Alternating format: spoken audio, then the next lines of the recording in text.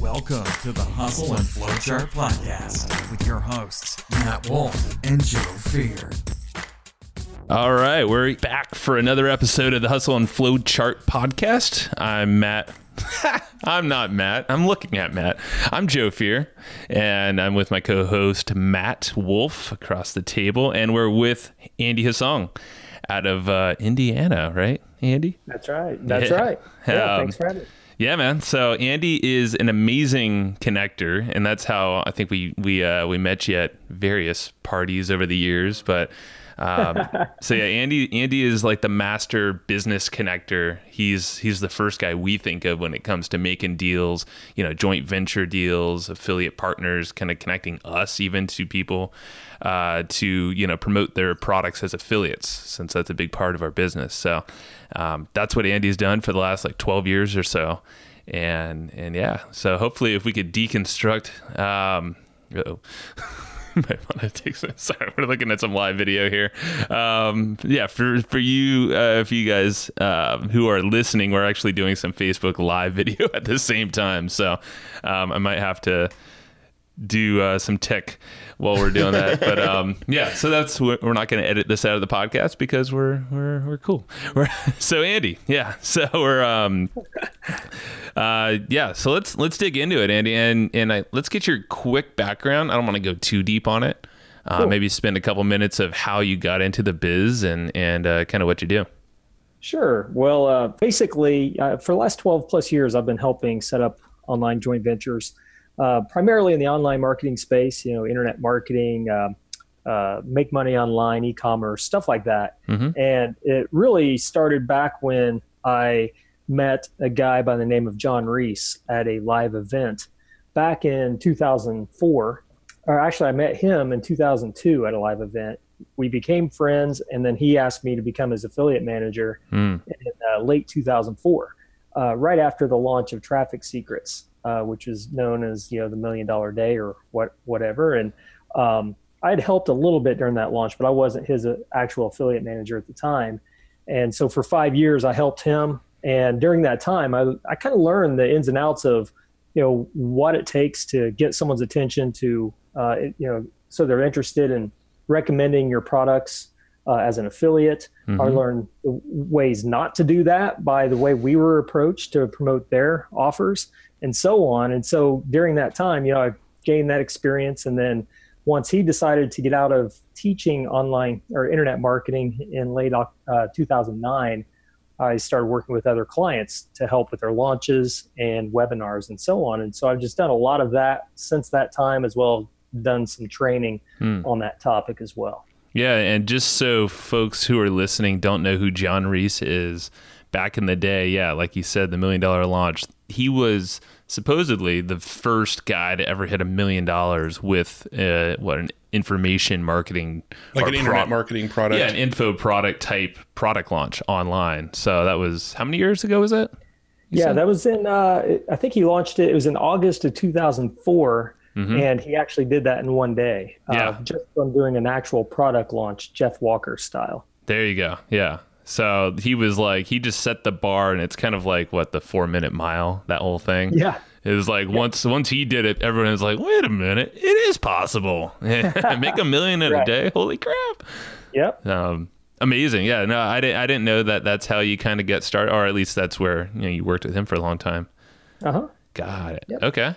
Well, cool. Yeah. And then, so now you're obviously doing your own thing, and you've done that for a long time. Right. Yeah, and webinars are huge. So I guess what's your big superpower? I would say is it making those connections, or is it your amazing people skills? What is it?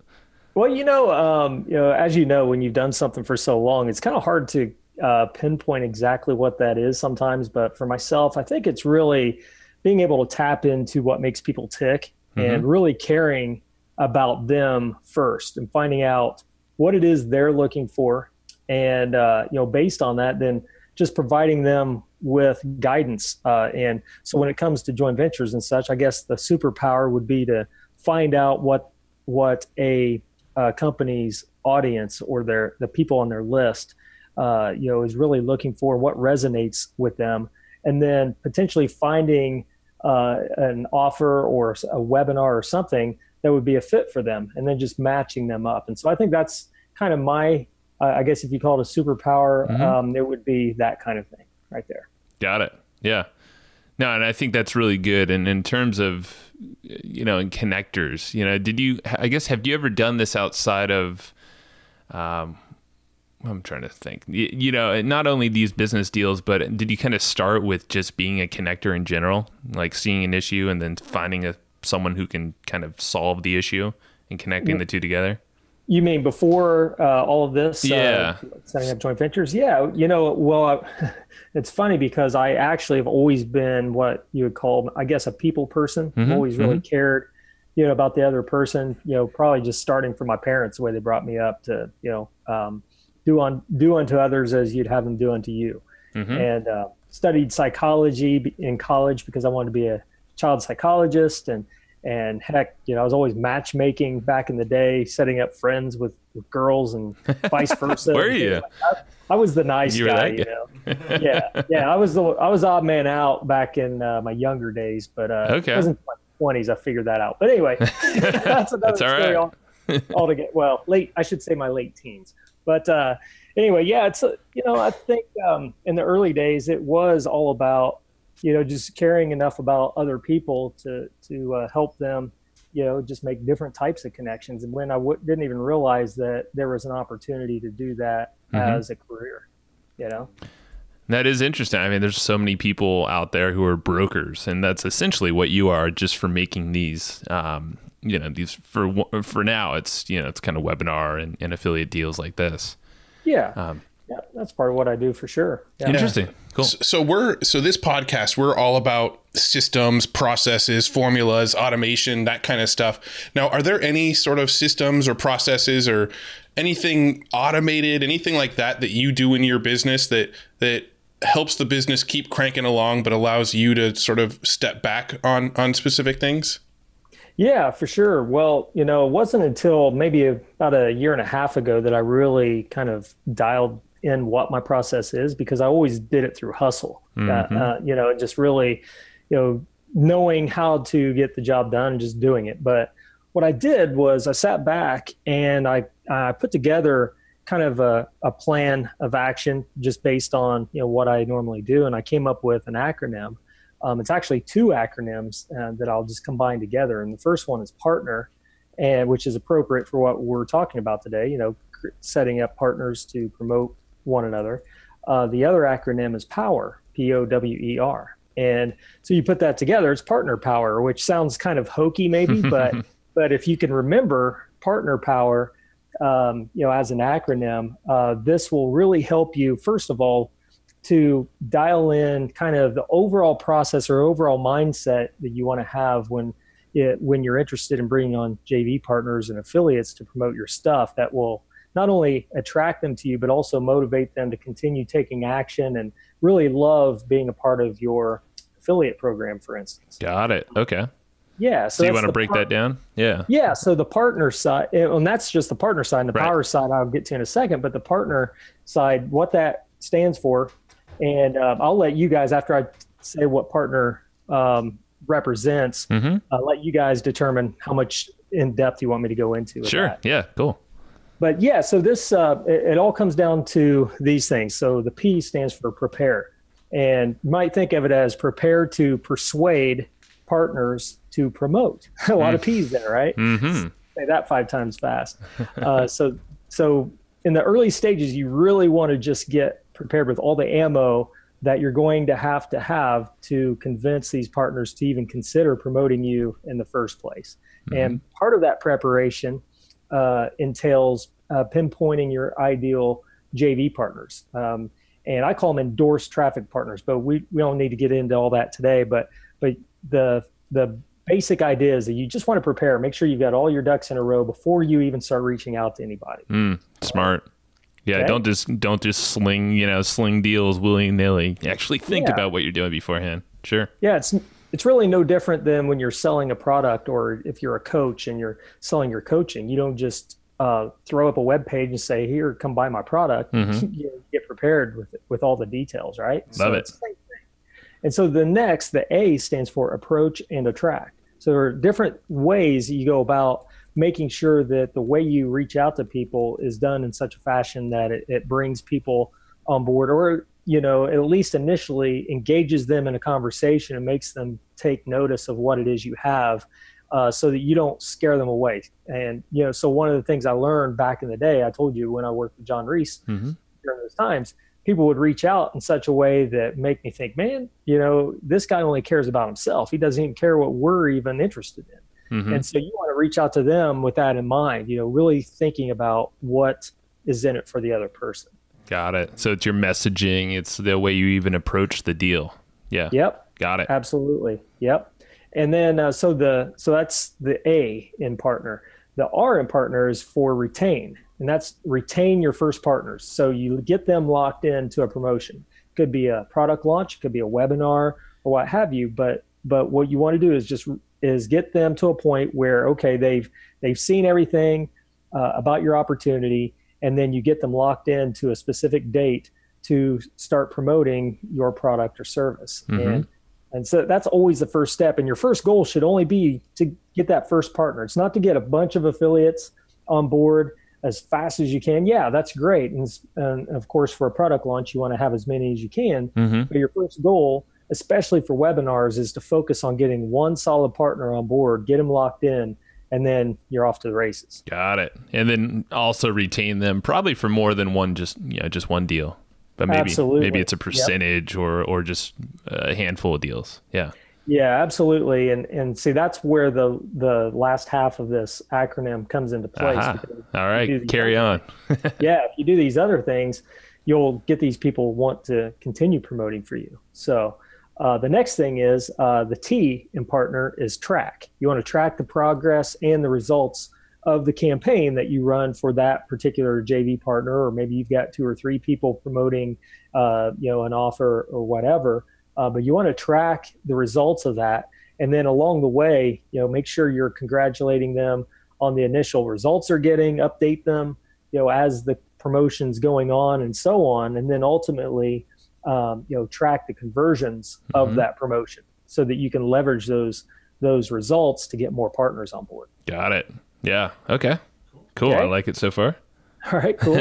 Hopefully it keeps going that way. Yeah. So the next letter in partner is the N, and the word that you should remember for this is just nurture. You want to nurture the relationship you have with the initial partners that you're working with.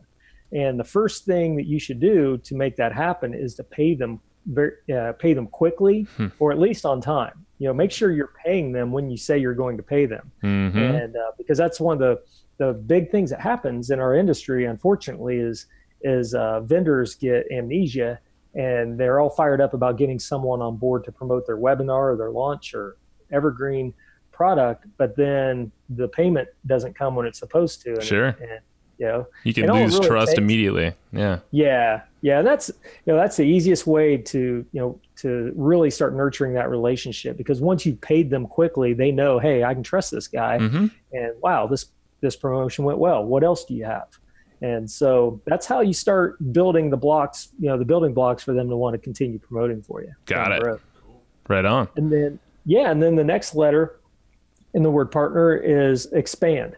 And I'll just call it expand your reach, or expand and scale. This is where, you reach out to the rest of your potential partners on your list. And what I didn't get into, which, like I said, I didn't want to get into too much depth on this podcast interview, but during the approach and attract portion, that's where, you really want, or actually, let me just go back to the very beginning, the prepare. When I told you about pinpointing your ideal traffic partners, you want to brainstorm like your top 50 of the people that you know in your niche, people you've met at live events, people you're masterminds with, past customers and clients, or current customers and clients, and so on, and just really get down that list. But then you really only want to reach out to your first maybe 5 to 10 really high level contacts that are most likely to respond to you. And so those are the ones you're really trying to reach out to in the early stages to get the first partners on board that you can then leverage. And so then, when you get down to the expand and scale, that's where you approach the rest of your list and really, leverage the fact that, hey, we got so-and-so was on board, did, X number of conversions. Here's a case study or testimonial from them that talks about what it was like to work with us and so on. And that's when really things start to get some momentum going.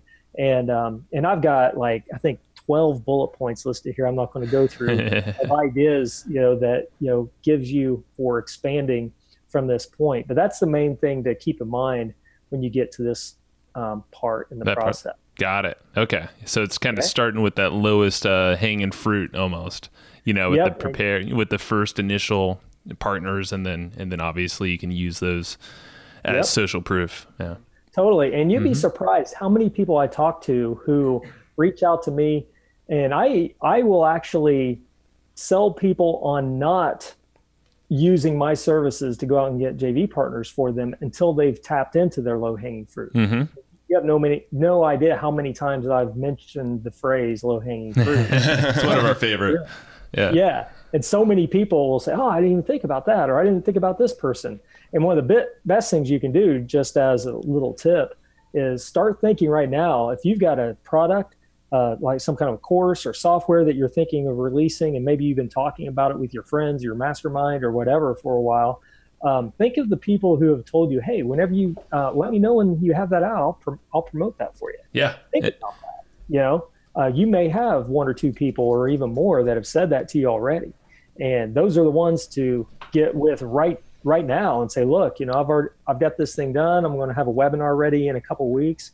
I'd love for you to consider sharing this with your audience and see what they say. So that's the best way to go about that. Love it. All right. And then we have the R as the last one. Yeah, the R. Yeah. And this is the fun one. And this is related to the nurture part of things, but it's reward and recognize. And so obviously you want to continue paying people on time and so on, but there are a lot of other things you can do just to give people kudos for a job well done. It could be somebody who made their first sale. You just, call them out, not call them out, but give them props in an email you send to your affiliates. You can mention it on Facebook.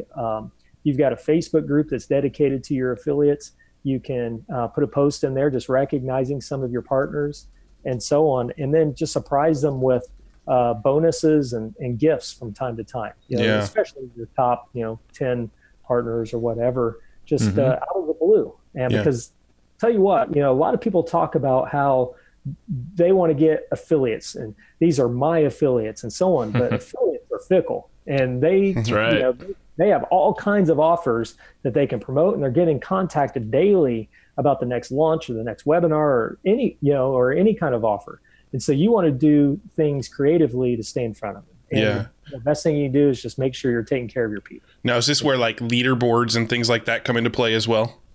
Yeah, absolutely. Leaderboards during launches, are powerful because of the fact, look, you're recognizing these people and eventually rewarding them, when they place in the top 10 or whatever with a prize of some sort. And, one of the powerful things too is it's social proof. When they see the leaderboard, they see other people who are promoting this product like crazy. And there's a lot of bragging rights that comes into play here because totally. It's an ego thing. Yeah. Yeah. It's a total ego thing. Yeah. And a lot of times people care more about beating their buddy, in that leaderboard than they do and even getting the prize. Oh, it's so true too.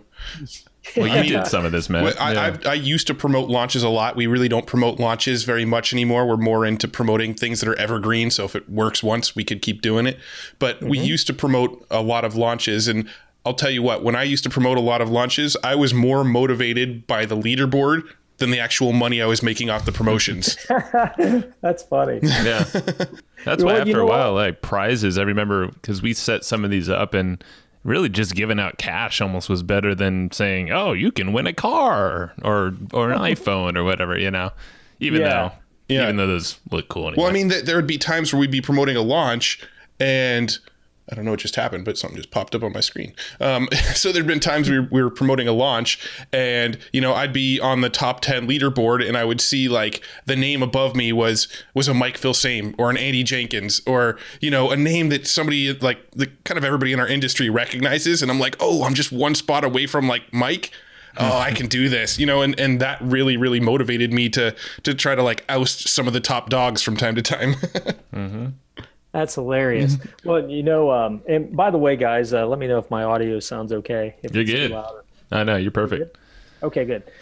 So one thing related to that, just on the other end of things, as someone who has been the guy behind the curtain, creating those leaderboards for my clients during some bigger launches and such, it's a lot of fun to put those names down and think of little statements or little I don't know, just little messages to put in those emails that would kind of tease them and push people to try to beat the guy ahead of them. And knowing that, even though it's kind of silly that everyone knows it's coming, it still works. And, and what's cool is behind the scenes, you may not even realize this, but like if, you've probably reached out to a vendor who you're promoting during a launch and asked, okay, so where am I at? How close am I to the next guy? Mm-hmm. Well, half the people on that leaderboard are doing the same thing. So everyone's like jockeying for position and trying to beat each other. And the affiliate managers on the other end of things, juggling these different conversations and egos and all that, and trying to say all the right things and push the right buttons to get people to keep on pushing. Just one more email. Mm-hmm. Just one more email. Yeah, that's right. Yeah. Absolutely.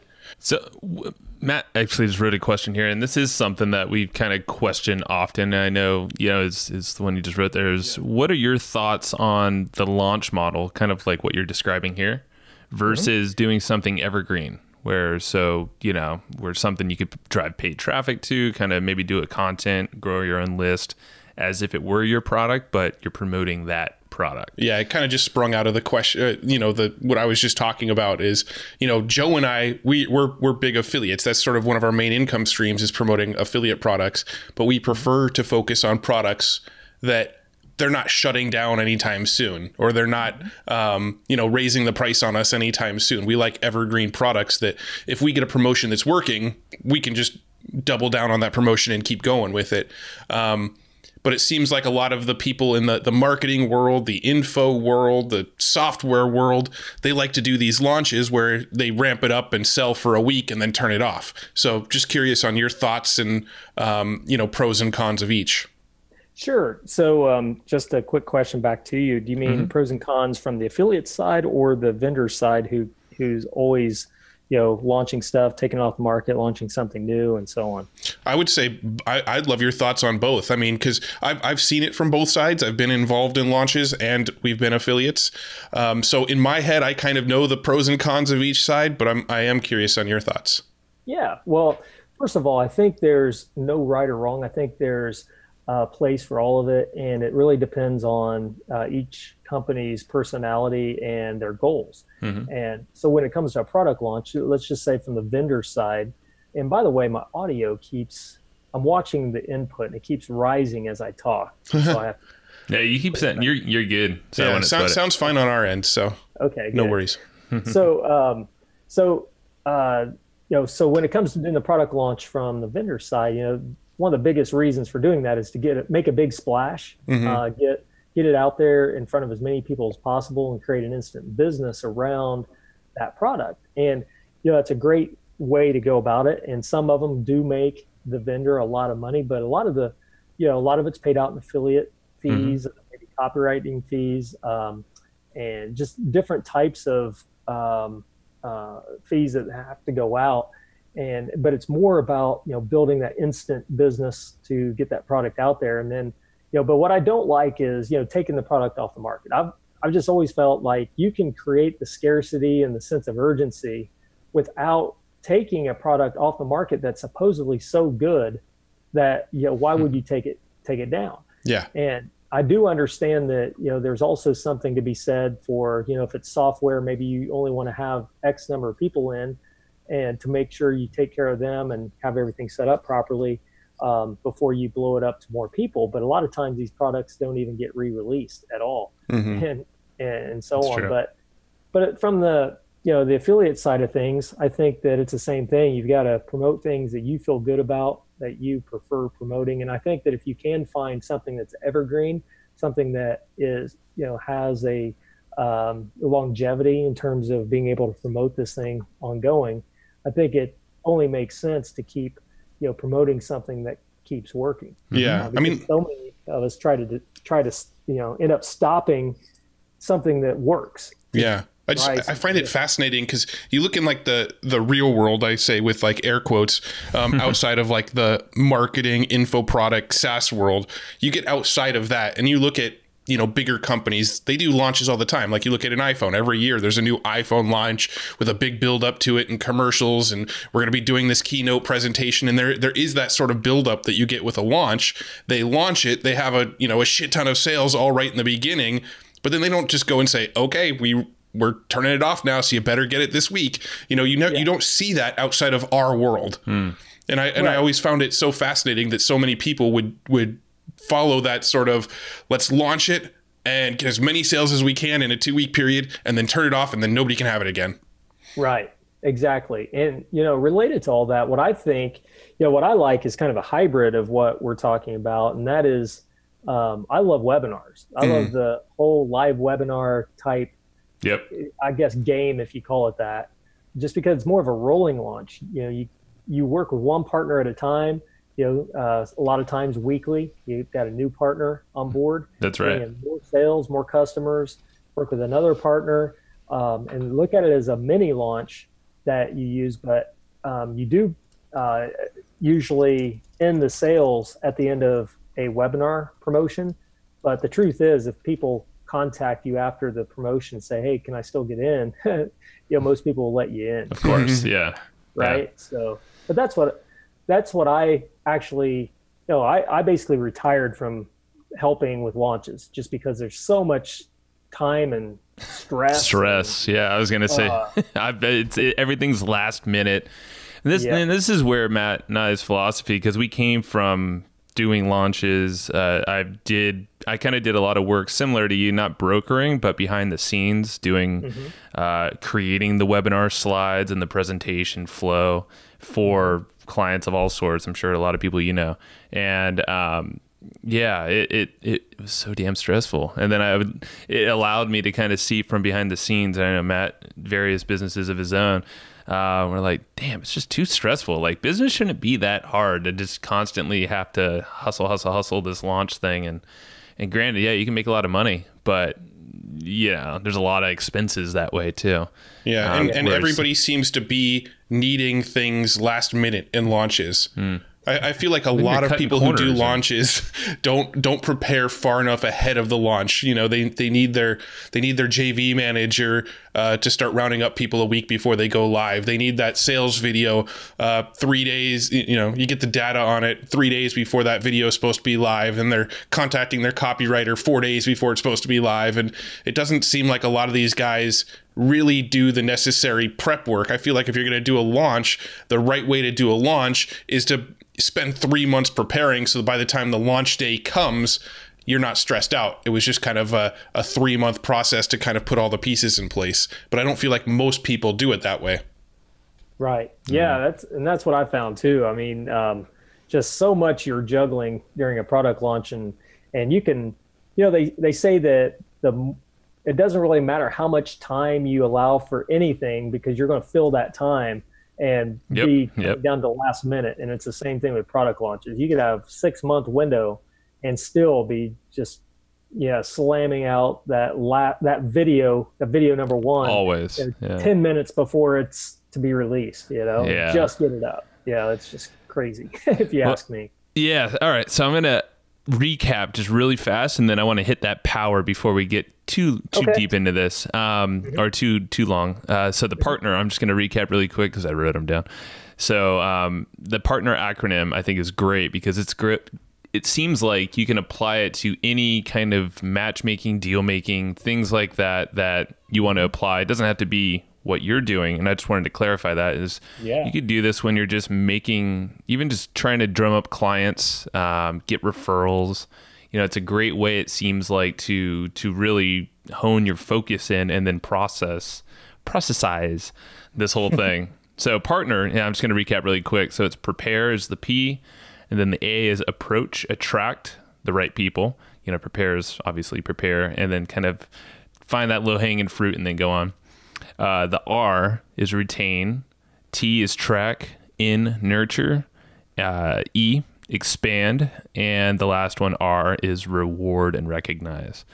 So I like it. And now let's hit up that POWER acronym, and let's do it a little quick because I know I think we're at 30 minutes.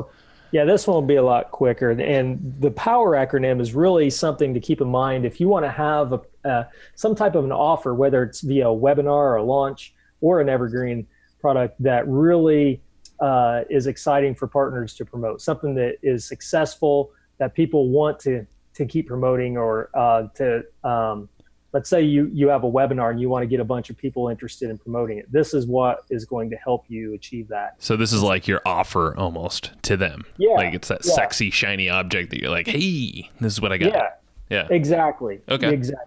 This is everything you want to have in place for that. So the partner was more of the overall mindset to have and just getting partners on board long term. And this is something, for your specific offer. Cool. And so the P stands for a proven product. The O stands for an offer that's irresistible. So just think about an irresistible offer. Yep. The W stands for a winning webinar or other type of sales vehicle. So it might be a VSL, could be a sales page, could be a launch, what have you. The E stands for endorsed traffic partners. So that's where you bring on endorsed traffic partners or JV partners to recommend your offer. And then you just repeat and scale after that. Repeat and scale. So it's really, that POWER acronym is just really tightly focused on making sure you've got a product that's hot and an offer that is just completely, irresistible. And like Todd Brown says, you want your offer to make people think they're nuts for not buying. Totally. Yep. A no-brainer, something where it's like, I can't believe he's even doing this. I gotta take him up. Yeah. Yeah, just by showing the value and maybe stacking the bonuses, but also a really sweet no-brainer refund policy, guarantee, whatever. Just all that stuff combined. I like it. Yeah. Cool. And this seems like because what you're doing. It seems like you're distilling all of this knowledge that you've had over the years, all these different partners and offers. Because, someone like in your position, you've probably seen what works and what doesn't better than almost anyone. Yep. Just because you know the numbers inside and out from both sides, not only the vendor, but the actual affiliate. It's pretty amazing. That's why those listening, definitely exercise the partner. That's great. But if you have a product of your own, POWER, that whole acronym, proven product, offer, an irresistible one, winning sales vehicle of some sort, webinar, sales page, VSL, endorsed traffic partners. So get some good people who can drive traffic behind you, who would be interested, could be Evergreen type people or launch, and then repeat it.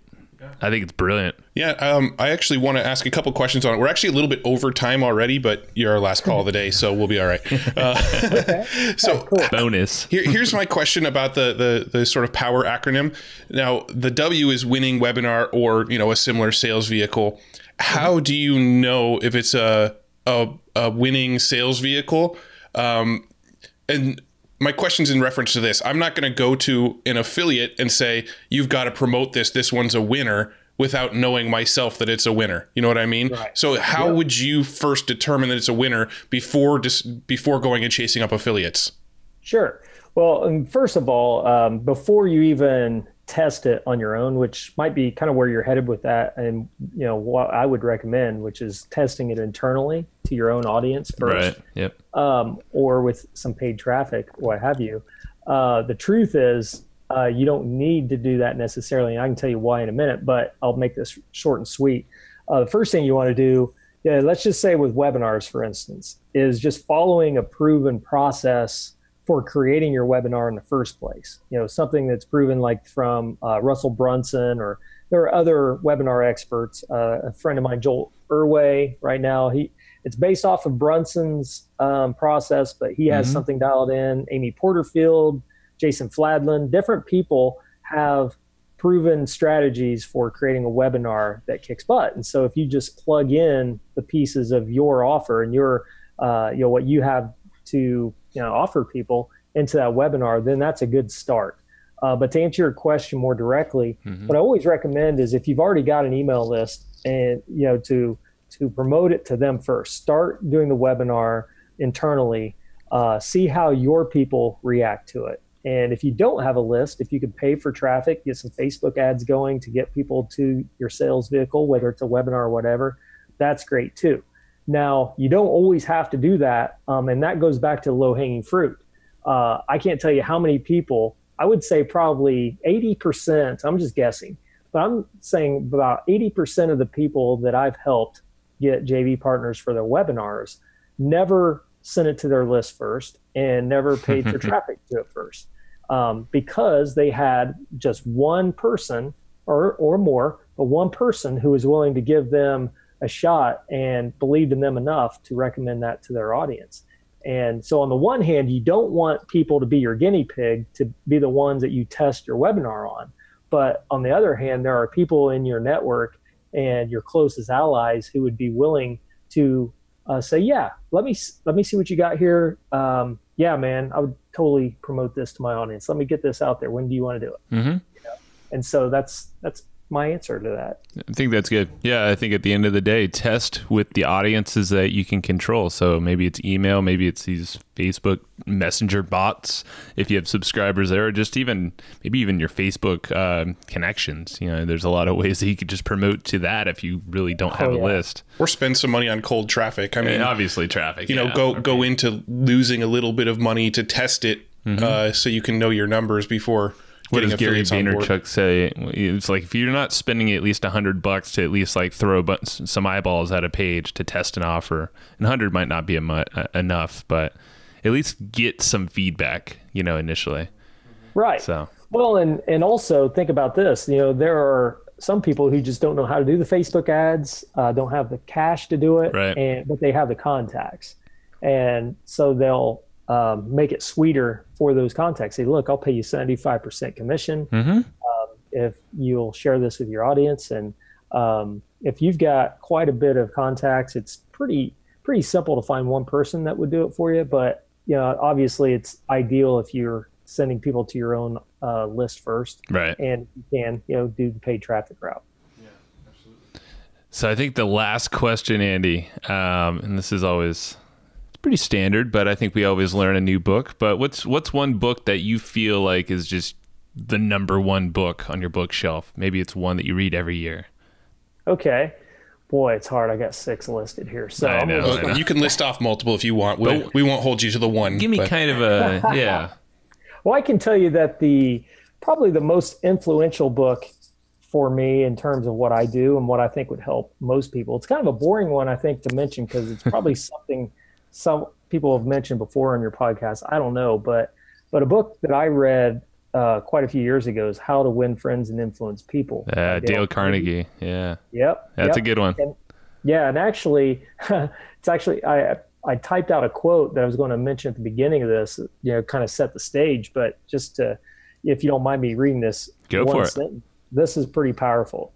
On page 54 of that book, it says, you can make more friends in 2 months by becoming interested in other people than you can in 2 years by trying to get other people interested in you. And so, and I had that highlighted. I was flipping through the book this morning when I was preparing for this call, and I saw where I'd highlighted that probably 20 years ago. I've had this book forever, since I was like 22 or something like that. 46 now. So, but I found that highlighted, and I thought, man, that's the whole basis behind what I do. And so for anyone listening to this, if you are looking to get JV partners on board, to get referrals, collaborate with people, and so on, the more you go up to people at live events and just really authentically care about them and ask them about them, and don't be thinking about what you're going to say next about you.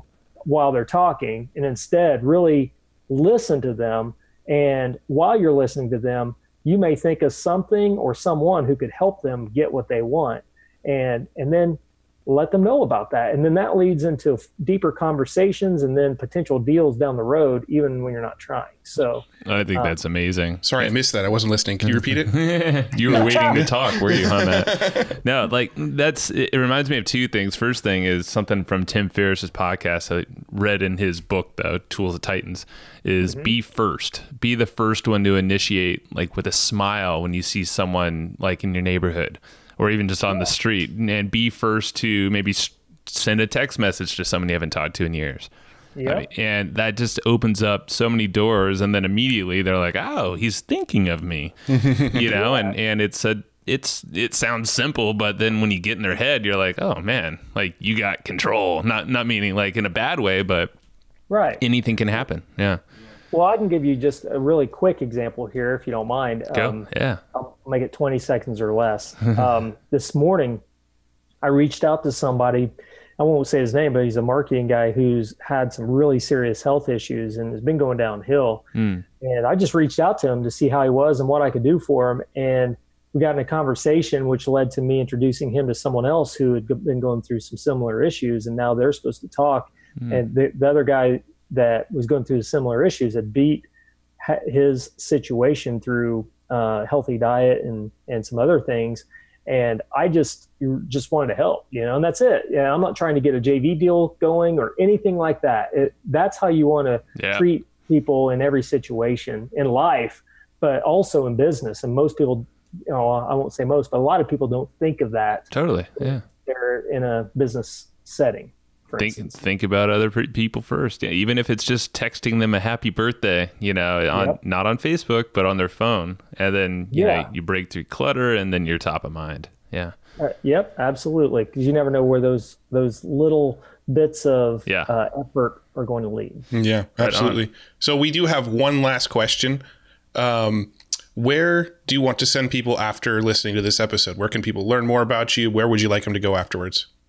Sure. Well, yeah, I appreciate that. Well, at this point, my website is under construction and I'm actually still determining the branding of that. So what you could do if you wanted, I'll just give you, just go to my Facebook profile. If you'd like, you can do that. You can also go to a Facebook group that I started some time ago. It's called Decade of Deal Making. And the URL for that is decadeofdealmaking.com. So that'll point you right to the Facebook group. You can add yourself, and either myself or an admin will accept that and then reach out to me with any questions you have. I like that idea. Yeah. Hop to the group because Facebook groups are amazing, and then you can network with more amazing people. So, and people like Andy. Right on, Andy. Well, appreciate it, man. Yeah. Thanks so much for doing this. And thanks for having me. We'll talk soon and we'll make some deals.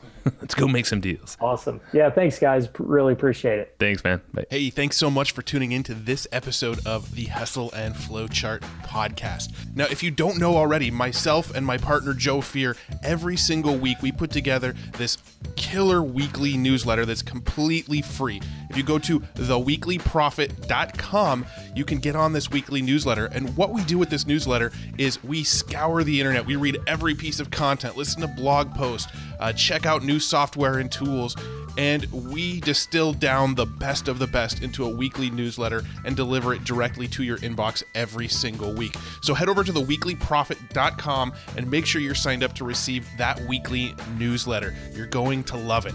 Thanks so much again for listening to the Hustle and Flowchart podcast. We'll see you in the next one.